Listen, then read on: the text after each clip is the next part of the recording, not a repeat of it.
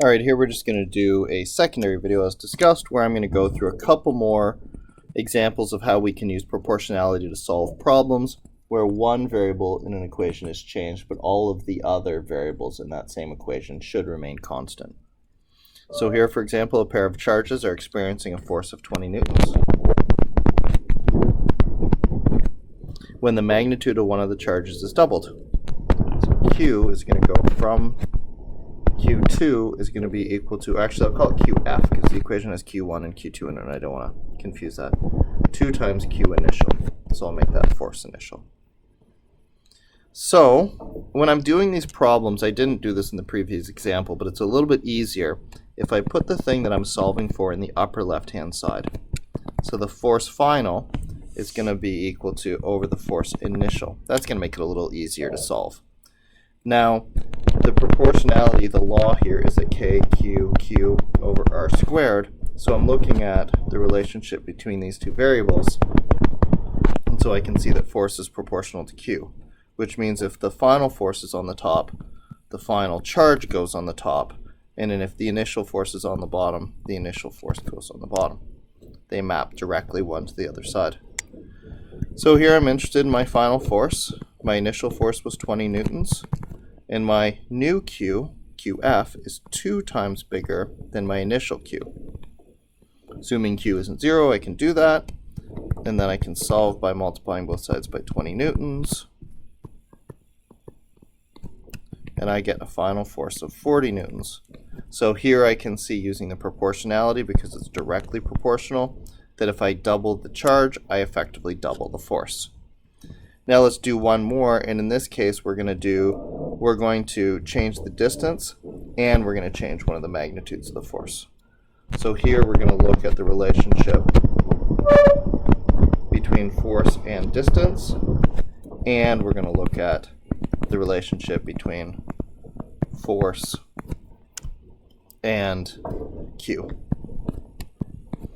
And the way we're going to do this is we're just going to do this as two separate problems where the result from the first problem becomes the starting point for the second problem. So let's have the distance between them first. So F, again, if I go final over F initial, having the final up there is going to make it a little easier to solve my final equation.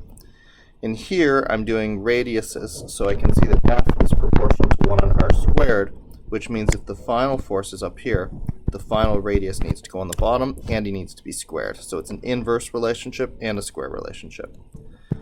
Similarly, if he's on the bottom, he needs to go on the top here. And it says the distance between them is halved, which means that RF is equal to 0.5 RI. So it's half as big as it used to be. So force final over the initial force was 10 newtons. Radius initial remains unchanged, and I'll substitute for radius final. Don't forget to substitute into brackets so you don't forget to square that 0.5.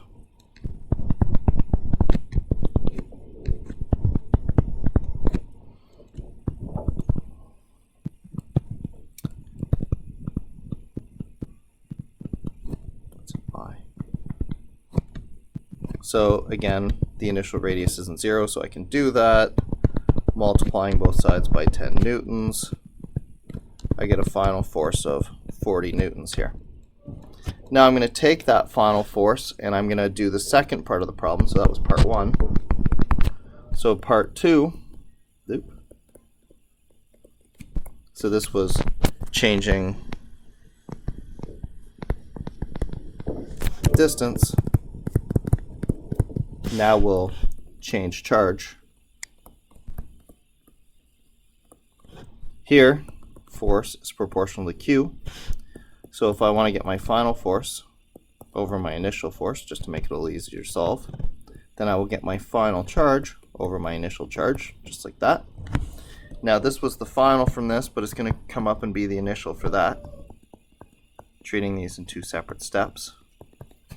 And then my final force is halved. So QF is equal to half of initial. So 0.5 QI divided by QI. Again, QI can't be 0, so that will work. And then I can multiply both sides by 40. And my final force is 20 newtons. So that's how I can handle it. If more than one thing is changed, I can change one thing at a time to get to my final answer. So that's a couple examples of how a proportionality statement can be used to predict a final result for a force or something anywhere where you really know the equation or the relationship.